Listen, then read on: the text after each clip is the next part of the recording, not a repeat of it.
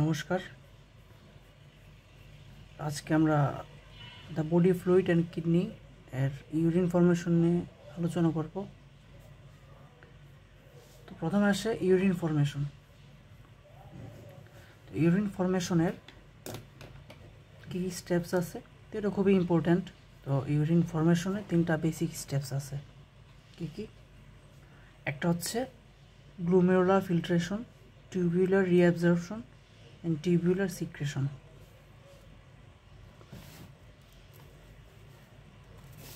এখন এখান থেকে ইউরিন এক্সক্রিশন রেট, ইউইআর, হ্যাঁ, তো এটা একটা থিওরি আছে। এটা থিওরিটা লাগে, এটা কি থিওরিটা হচ্ছে filtration rate minus reabsorption rate plus secretion rate. এটা একটু মনে রাখতে হবে। তারপরে আসে হচ্ছে গ্লোমেরুলার ফিল্ট্রেট, হ্যাঁ। তো এখান থেকে ডেফিনেশন আসে। ডেফিনেশনটা কি? এটা হচ্ছে একটা fluid, the fluid which is filtrated from the renal blood through দিয়ে, মানে কার মাধ্যমে? Through glomerular capillary and Bowman's capsule. এটা হচ্ছে আমাদের কিডনির রেনাল কর্টেক্সের একটা পার্ট। তো ডেফিনেশনটা কি? The fluid which is filtrated from the renal blood through the glomerular capillary into Bowman's capsule. এটা হচ্ছে গ্লোমেরুলার ফিল্টারের ডেফিনেশন। এখন আসো গ্লোমেরুলার ক্যাপিলারি মেমব্রেন, এটা ডেফিনেশনটা কি? তো এখানে বেসিক একটা ডিফারেন্স আছে। গ্লোমেরুলার ফিল্টার এর মধ্যে রেনাল ব্লাড থেকে ফিল্টার হবে, আর গ্লোমেরুলার ক্যাপিলারি মেমব্রেন এখান থেকে রেনাল প্লাজমা থেকে, একটা হচ্ছে রেনাল ব্লাড থেকে আর একটা হচ্ছে রেনাল প্লাজমা থেকে ফিল্টার হবে। তো গ্লোমেরুলার ক্যাপিলারি মেমব্রেন কি ডেফিনেশনটা কি? The membrane of the glomerular capillary, it is the membrane of the glomerular capillary through which renal plasma is filtrated through glomerular capillary to Bowman's capsule. এইটা capillary যেহেতু আছে, capillary membrane যেহেতু আছে, তো এটাকে membrane বলবো। ইট is the membrane of the glomerular capillary through which renal plasma is filtrated from glomerular capillary to Bowman's capsule. এখন layer কি আছে? এটা লেয়ার 3টা লেয়ার আছে। মেইন হচ্ছে podocyte, basement membrane and capillary endothelium. Podocyte আরেকটা হচ্ছে এপিথেলিয়াল সেল, হ্যাঁ, এটা খুবই ইম্পর্টেন্ট। এখন সব পরের পেজে যাই।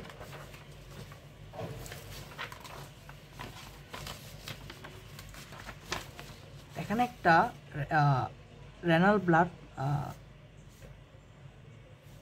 ব্লাড ফ্লো নামে একটা টার্ম আছে, হ্যাঁ। তো এটা মাঝে মাঝে একটা থিওরি জিজ্ঞাসা করতে পারে। তো এই যে রেনাল ব্লাড ফ্লো, এটা থিওরিটা কি? রেনাল ব্লাড ফ্লো থিওরিটা হচ্ছে renal artery pressure minus renal vein pressure divided by total renal vascular resistance. এটা হচ্ছে রেনাল ব্লাড ফ্লো থিওরি। এখন আসো গ্লোমেরুলার ফিল্ট্রেশন রেট। রেট মানে কি? রেট হলেই এটা হচ্ছে সময়ের সাথে আমরা কম্প্যারিজন করব। তো এটা কি? গ্লোমেরুলার ফিল্ট্রেশন রেট, আর ওইটা ছিল গ্লোমেরুলার ফিল্ট্রেট, ওটা ছিল গ্লোমেরুলার ফিল্টার, এটা হচ্ছে গ্লোমেরুলার ফিল্ট্রেশন রেট, আর আগেরটা ছিল গ্লোমেরুলার ফিল্ট্রেট। তো এই থিওরিগুলো একটু, ডেফিনেশনগুলো একটু কনফিউশন তৈরি হতে পারে, তো একটু ভালোভাবে পড়তে হবে। তো গ্লোমেরুলার ফিল্ট্রেটটা আমরা জানি যে ফ্লুইডটা, গ্লোমেরুলার ফিল্ট্রেটের ক্ষেত্রে আমরা ফ্লুইড বলবো, আর গ্লোমেরুলার ফিল্ট্রেশন রেটের ক্ষেত্রে আমরা গ্লোমেরুলার ফিল্ট্রেট বলবো। একটা এটা রেট বললে আমরা গ্লোমেরুলার ফিল্ট্রেট বলবো, আর রেট না বলে আমরা জাস্ট ফ্লুইডটা বলবো। তো দ্য অ্যামাউন্ট অফ জিএফ বা glomerular fluid that is form by the all the forming nephron, এখানে ফর্মিং সেল অনেকে বলে ফেলে যে by all the forming cell of nephron, এটা বলা যাবে না। By all the functioning nephron of both kidney in each minute, এটা মাস্ট বি বলতে হবে, ইচ মিনিট। তো এটা অ্যামাউন্টটা কি? পার মিনিটে হচ্ছে 125 মিলিলিটার, আর পার ডে হচ্ছে 180 লিটার। এটা হচ্ছে গেল। এখন এখান থেকে আমাদের একটা সূত্র আছে গ্লোমেরুলার ফিল্ট্রেশন রেটের। সূত্রটা কি? K F into net filtration net coefficient filtration pressure. এখানে কোএফিশিয়েন্টটা বলতে হবে, এখানে একটা মিস্টেক আছে, তো বলতে হবে K F into net coefficient filtration pressure. এখানে কে এফটা কি? এখানে কে এফটা হচ্ছে ফিল্ট্রেশন কোএফিশিয়েন্ট। তো এটা অবশ্যই জিজ্ঞাসা করবে। এখান থেকে আরেকটা কোয়েশ্চেন বলতে পারে, এখন নেট কোএফিশিয়েন্ট ফিল্ট্রেশন প্রেশারটা কত? হ্যাঁ, তো এটা হচ্ছে 10 মিলিমিটার অফ মার্কারি। তো এখান থেকে আরেকটা কোয়েশ্চেন করবে যে determinant of glomerular filtration rate কী কী আছে? দুইটা আছে, মেনলি দুটা। কী কী? নেট কোএফিশিয়েন্ট ফিল্ট্রেশন প্রেশার, আরেকটা হচ্ছে গ্লোমেরুলার ক্যাপিলারি ফিল্ট্রেশন কোএফিশিয়েন্ট। কী কী আছে? Net coefficient filtration pressure, and second one is the glomerular capillary filtration coefficient. এখন নেট coefficient filtration pressure কি কি আছে? glomerular capillary hydrostatic pressure, colloidal osmotic pressure of glomerular capillary, hydrostatic pressure of Bowman's capsule, colloidal osmotic pressure of Bowman's capsule। হ্যাঁ, তো এগুলো মানগুলো একটু মনে রাখতে হবে। যেমন নেট কোএফিশিয়েন্ট ফিল্ট্রেশন প্রেশার এটা অবশ্যই ধরবে, এটা 10 millimetre mercury. Glomerular capillary hydrostatic pressure এটা হচ্ছে 60 millimetre mercury. Colloidal osmotic pressure হচ্ছে 32 বোমেন্স গ্লোমেরুলার ক্যাপিলারির, and hydrostatic pressure in Bowman's capsule হচ্ছে 18 millimetre of mercury. And colloidal osmotic pressure Bowman's ক্যাপসুলের এটা হচ্ছে নেগলিটেবল, মানে খুবই অল্প, এটা ধরা হয় না। এখান থেকে গ্লোমেরুলার ক্যাপিলারি ফিল্ট্রেশন কোএফিশিয়েন্ট যেটা ভ্যালুটা জিজ্ঞাসা করতে পারে, এটা হচ্ছে এখানে নেট কোএফিশিয়েন্ট ফিল্ট্রেশন রেট হচ্ছে 10 millimetre of mercury, but glomerular capillary filtration coefficient হচ্ছে 12.5 millilitre per minute per millimetre of mercury of filtration pressure. এই তো। এখন factor affecting glomerular filtration rate, ওইটা ছিল কি determinant of glomerular filtration rate. এগুলো বলে আমরা দুইটা বলবো, আর ফ্যাক্টর এফেক্টিং বললে আমরা বলবো এগুলা। কী কী আছে? Sympathetic stimulation that will decrease glomerular filtration rate, এটা কিন্তু একটা স্ট্রং ইনারভেশন অফ নার্ভ। সিম্প্যাথেটিকটা একটা স্ট্রং ইনারভেশন। তারপর হচ্ছে increase renal blood flow, that will increase renal blood flow will increase GFR, increase changes in glomerular capillary hydrostatic pressure that will increase, and changes in Bowman's capsule hydrostatic pressure that will decrease। একমাত্র সবগুলোই বাড়াবে, এগুলোর মধ্যে সবগুলোই বাড়াবে, but Bowman's capsule hydrostatic pressure বা BCHP যেটা, এটা হচ্ছে কমাবে। and changes in concentration of plasma protein and changes in KF, এটা হচ্ছে কোএফিশিয়েন্ট, এটা হচ্ছে ফিল্ট্রেশন কোএফিশিয়েন্ট। অ্যান্ড হরমোন সম্বন্ধে কী আছে? হরমোন সম্বন্ধে দুই ধরনের আছে, কিছু কিছু হরমোন আছে এটা আছে ইনক্রিজ করবে, কিছু কিছু হরমোন আছে যেগুলো ডিক্রিজ করবে। কারণ ইনক্রিজ কী কী করবে? Epinephrine, norepinephrine, angiotensin 2 and endothelin. মানে এনজিওটেনসিন 2 যেটা, এটা হচ্ছে পাওয়ারফুল রেনাল ভেসোকনস্ট্রিক্টর। হ্যাঁ, এখান থেকে এটা কোয়েশ্চেন করবে যে এনজিওটেনসিনটা কি? এটা আনসার হচ্ছে it is a powerful renal vasoconstrictor. এগুলো সবগুলো বাড়াবে, আমাদের GFRকে ডিক্রিজ করবে। হ্যাঁ, এপিনেফ্রিন, নরএপিনেফ্রিন, এনজিওটেনসিন 2, এন্ডোথেলিন, এগুলো হচ্ছে সব ডিক্রিজ করবে। এবং ইনক্রিজ করবে কী কী? দুইটা আছে, একটা নাইট্রিক অ্যাসিড, একটা প্রোস্টাগ্ল্যান্ডিন। নাইট্রিক অ্যাসিড আর প্রোস্টাগ্ল্যান্ডিন। এখন নাইট্রিক অ্যাসিডটা কি? এটা হচ্ছে এন্ডোথেলিন ডিরাইভড। এই তো মোটামুটি এখান থেকে এগুলো। এখন আসো জাক্সটাগ্লোমেরুলার কমপ্লেক্স। এটা আমরা কিডনির অ্যানাটমিতে পড়েছিলাম যে জাক্সটাগ্লোমেরুলার অ্যাপারেটাস, এটা আরেকটা নাম হচ্ছে জাক্সটাগ্লোমেরুলার অ্যাপারেটাস। তো জাক্সটাগ্লোমেরুলার অ্যাপারেটাসে 3টা সেল থাকে, একটা হচ্ছে কি ম্যাকুলা ডেন্সা, তারপর হচ্ছে জাক্সটাগ্লোমেরুলার সেল অ্যান্ড লেজিক বা মেসেঞ্জিয়াল সেল। হ্যাঁ, তো এখানে juxtaglomerular cell, macula densa, lacis বা মেসেঞ্জিয়াল সেল, এটাই তো। এখন autoregulation of GFR and renal blood flow কী কী আছে? মেনলি হচ্ছে দুইটা, একটা হচ্ছে রেনাল অটো রেগুলেশন আর হচ্ছে myogenic autoregulation. And renal autoregulation আমাদের কী আছে? Tubuloglomerular feedback mechanism for autoregulation of glomerular filtration rate, আর একটা হচ্ছে গ্লোমেরুলো টিউবুলার ব্যালেন্স। এখান থেকে গ্লোমেরুলো টিউবুলার ফিডব্যাক মেকানিজমটাই আসে, খুবই ইম্পর্টেন্ট। আর মায়োজেনিক অটো রেগুলেশন এটাও আসে। তো মেনলি এটার দুইটা পার্ট আছে, টিউবিউলো গ্লোমেরুলার ফিডব্যাক মেকানিজমের দুইটা পার্ট আছে, একটা হচ্ছে অ্যাফারেন্ট আর্টারিওলার ফিডব্যাক মেকানিজম, আর একটা হচ্ছে efferent arteriolar feedback mechanism. And myogenic autoregulation যেটা, এটা অনেক ফিজিওলজিস্টরা এটা লেস ইম্পর্টেন্ট দেখছে আমাদের ব্লাড ফ্লোটার ক্ষেত্রে, হ্যাঁ। তারপরও এটা is more important in protecting the kidney from hypertension induce injury. এটা একটা কোয়েশ্চেন, যেটা কেন হয় রেনাল আর টিউবুলো গ্লোমেরুলার ফিডব্যাক মেকানিজমটা কেন হয়, হ্যাঁ। আর যে টিউবুলো গ্লোমেরুলার ফিডব্যাক মেকানিজমটা মেনলি হয় কি, এটা হচ্ছে আমাদের সোডিয়াম কনসেন্ট্রেশনটাকে, এটা হচ্ছে আমাদের সোডিয়াম যে কনসেন্ট্রেশনটা আছে, সোডিয়াম কনসেন্ট্রেশনটাকে চেঞ্জ করে। আমাদের নর্মালি আর্টেরিয়াল প্রেশার ডিক্রিজ হয়ে গেলে আমাদের সোডিয়াম লেভেলটাকে বাড়াই দেয়, কারণ আমাদের জানি যে সোডিয়াম আমাদের বিপি বাড়াইতে সাহায্য করে, হ্যাঁ। আর মায়োজেনিক যে অটো রেগুলেশনটা, এটা হচ্ছে মোর ইম্পর্টেন্ট, যদিও এটা আমাদের ফিজিওলজিস্টরা তেমন কোনো ইম্পর্টেন্ট পায় নাই, বাট এটা more important in protecting the kidney from the hyper tension induce injury. তো এই কারণে এটা বেশি পরীক্ষায় এমন আসে না, বাট আসতে পারে। তো রেনাল যে টিউবুলো গ্লোমেরুলার ফিডব্যাক মেকানিজম, এটা খুবই ইম্পর্টেন্ট, এটা আসবে। এই যে টিউবুলো গ্লোমেরুলার ফিডব্যাক মেকানিজম, এটা আরেকটা নাম হচ্ছে কি macular densa feedback mechanism for autoregulation of glomerular hydrostatic pressure. তো এটা আমরা কীভাবে পড়বো?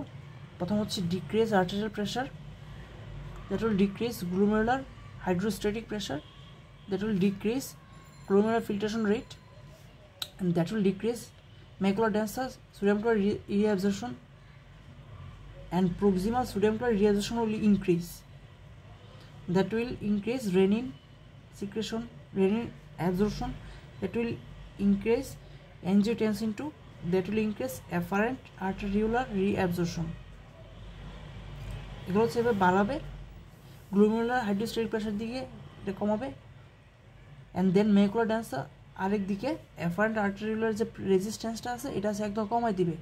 এটা আবার কারোর প্রেশার, এটা আবার কারোর উপরে এফেক্ট করবে, এটা হচ্ছে গ্লোমেরুলার হাইড্রোস্ট্যাটিক প্রেশারের উপর এফেক্ট করবে। তো একটা এইভাবে, এটা এইভাবে এর সাথে রিলেটেড, আবার এটা এর সাথে রিলেটেড। এই যে efferent arterial resistance, afferent arterial resistance, এটার কারণে হচ্ছে টিউবুলার গ্লোমেরুলার ফিডব্যাক মেকানিজম দুইটা পার্ট, হ্যাঁ। আমরা আগে বলছিলাম এফারেন্ট আর অ্যাফারেন্ট, হ্যাঁ। এখন এই যে মায়োজেনিক যে অটো রেগুলেশনটা, এটা তেমন কোনো মেকানিজম নাই, এটা দুটো মেকানিজম আছে। নর্মালি মেকানিজমটা কি একটু পরে আমরা দেখি। প্রথম হচ্ছে ডেফিনেশন আছে এটার, ইন্ডিভিজুয়াল ব্লাড ভেসেল, এটা একটা এবিলিটি আছে two resist stretching during increased arterial pressure. এই যে ঘটনাটা ঘটতেছে, এটা হচ্ছে মায়োজেনিক মেকানিজম নামে পরিচিত। তো stretch of the vascular wall, এটা অ্যালো করবে increased movement of calcium ion from the, আমরা জানি ক্যালসিয়াম আয়ন হচ্ছে এক্সট্রা সেলুলার ফ্লুইড থেকে আসতেছে into the cell, and then to contract. এই যে this contraction prevents over distension of the vessel and the sum of the by rising vascular resistance. এই জিনিসটা prevent excessive increase in renal blood flow and glomerular filtration rate when arterial pressure increases. এই হচ্ছে মোটামুটি বিষয়টা। আরেকটা বিষয় কি feedback মেকানিজমটা একটু দেখি। যখন আমরা হাই প্রোটিন ইনটেক করব এবং হাইপার গ্লাইসেমিয়া হবে, ইনক্রিজ করবে, তখন renal blood flow auto glomerular filtration রেটটা হবে।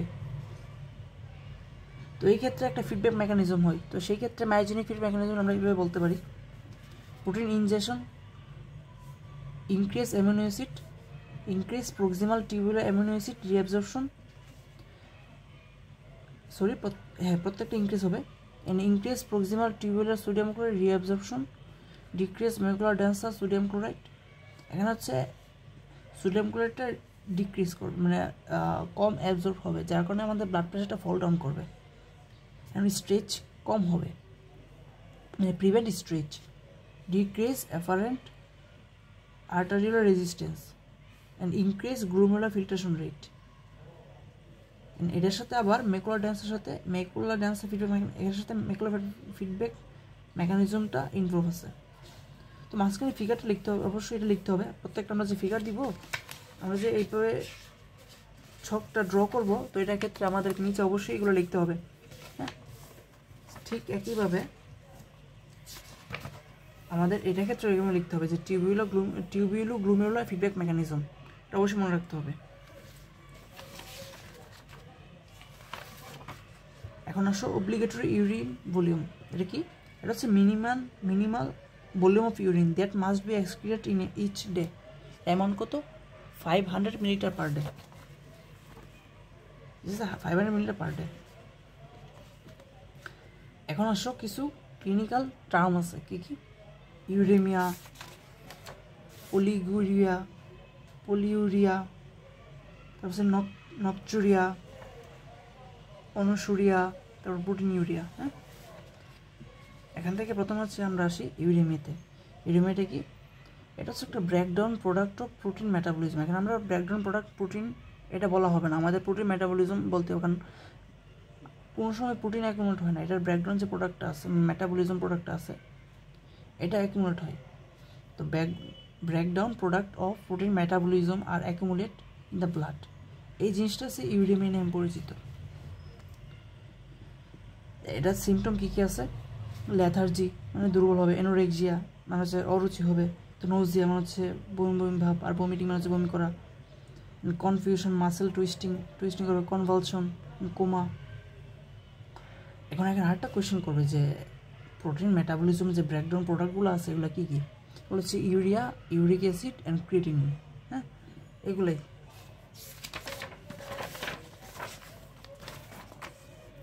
এখন আসো অলিগোইউরিয়া। অলিগোইউরিয়া কি? অলিগো মানে হচ্ছে কম আর পলি মানে হচ্ছে বেশি। হ্যাঁ, এটা ভেবে মনে রাখবা। অলিগো মানে এটা মানে হচ্ছে বেশি,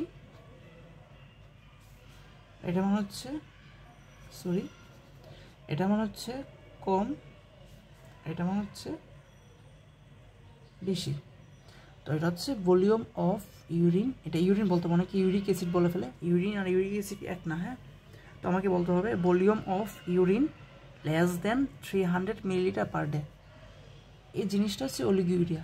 এটা কজেস কী কী আছে? Excessive loss of fluid by diarrhoea and vomiting. এত কিছু বলতে হবে না আমাকে, এত কিছু বললে আমাকে ভাইবা বোর্ড আমি কনফিউশন পড়ে যেতে পারি, মানে আসল কথা মনে থাকবে না। তো আসল কথা কি? ডায়রিয়া অ্যান্ড ভমিটিং, আমরা এটা বলবো জাস্ট। ডায়রিয়ান কজ কী কী আছে? ডায়রিয়ান, ভমিটিং, রেনাল ডিজিজ, শক, এই তিনটা। এখন আসো পলিউরিয়াতে। পলিউরিয়া কি? পলি মানে কি বেশি, কারণ কি ইনক্রিজ হবে, ইনক্রিজ কি? Increase urine volume. আমরা সবসময় লিকুইড জাতীয় জিনিস আমরা ভলিউম দিয়ে মেজার করি, তো ইনক্রিজ ইউরিন ভলিউম মোর দেন 3 লিটার পার ডে। হ্যাঁ, এখন এগুলো কজে আসো। এটা কজ কী কী আছে? দুইটা, মেইনলি ব্রড হেডে এটা দুইটা কজ আছে, একটা হচ্ছে প্যাথোলজিক্যাল কজ আর একটা হচ্ছে ফিজিওলজিক্যাল কজ। প্যাথোলজিক্যাল কজে কী কী আছে? Diabetes mellitus, chronic renal disease. এখানে ক্রনিক ডিজিজ বললে হবে না, ক্রনিক ডিজিজ অনেক কিছুই আছে, এখানে রেনাল জিনিসটা বলতেই হবে। Chronic renal disease and drugs, diabetes insipidus. আর ড্রাগসের মধ্যে কী আছে? ডাইউরেটিক্স। তো এখানে ডায়াবেটিস ইনসিপিটাসটা কি? এটা হচ্ছে আমাদের ডায়াবেটিসটা মূলত আমাদের ইনসুলিন এটার অ্যাবনর্মালিটির কারণে হয়ে থাকে, বাট ইনসিপিটাস যেটা আছে এটা হচ্ছে আমাদের এই যে পলিউরিয়া, অলিগোইউরিয়া এগুলোর কারণে হয়ে থাকে। বাট মেলাইটাস যেটা, এটা হচ্ছে আমাদের যে ইনসুলিন আছে, মানে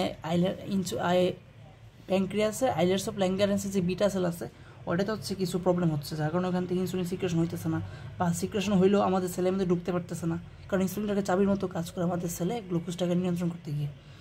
তো মেনলি আমাদের যে বাবা মায়েদের হয়ে থাকে বা বড়দের হয়ে থাকে, এটা হচ্ছে ডায়াবেটিস মেলাইটাস, তখন ইনসুলিন নেওয়া লাগে। আর ইনসিপিটাস হচ্ছে এই নর্মাল এইগুলোর কারণে হয়ে থাকে, কিছু ক্লিনিক্যাল সিমটম আছে এগুলোর কারণে হয়ে থাকে। হ্যাঁ, তো এই হচ্ছে প্যাথোলজিক্যাল কজেস। এখন হচ্ছে ফিজিওলজিক্যাল কজেস। ফিজিওলজিক্যাল কজের মধ্যে কী আছে? এক্সেস ফ্লুইড ইনটেক, আমরা বেশি পানি খেলে আমাদের হচ্ছে প্রস্রাব বেশি হবে, এটা হচ্ছে পলিউরিয়া। নকচুরিয়া কি? হচ্ছে waking up at night to wait, মানে কি আমাদের ঘুমের মধ্যে, আমাদের রাত্রে আমাদের ঘুমের, নর্মালি কি আমরা রাত্রে কিন্তু ঘুম থেকে উঠি না, কারণ আমরা যখন বিশ্রাম, মানে আমরা যখন স্লিপিং অবস্থায় থাকবো তখন আমাদের বডির ম্যাক্সিমাম মেটাবলিজম লেভেল লো হয়ে যায়, বলা গেলে স্টপের মতো হয়ে যায়। বাট ব্রেনটা তখন সাবকনসিয়াসলি অ্যাক্টিভ থাকে, তো তখন মোটামুটি সব কিছু একটা লেভেলে চলে যেতে, একটা স্টপ থাকে মোটামুটি পারলে। কিন্তু যাদের নকচুরিয়া, যাদের প্রবলেম আছে, তাদের হচ্ছে রাত্রেবেলাও ইউরিন ফর্মেশন হবে, যেন হচ্ছে ভয়েডের মানে মিকচুরেশনের ডিজায়ার জাগবে। হ্যাঁ, তো আমরা মিকচুরেশন আমাদের একটা ভিডিও আসবে, তো মিকচুরেশনের ক্লাসটা আমরা অবশ্যই করব তখন বিষয়টা আরও ক্লিয়ার হবে। তো হচ্ছে নকচুরিয়া। এখন অনুসুরিয়া কি আছে, অনু মানে হচ্ছে কি অ্যাবসেন্ট। তো কমপ্লিট সিজেশন, সিজেশন মানে কি, মানে বন্ধ হয়ে যাওয়া।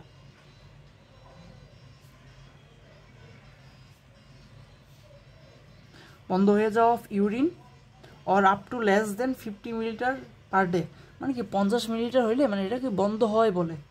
তো এটা কজ কী কী আছে, একটা হচ্ছে শক, আর একটা হচ্ছে ইনকম্পেটিবল ব্লাড ট্রান্সফিউশন, এই দুইটা কজ আছে।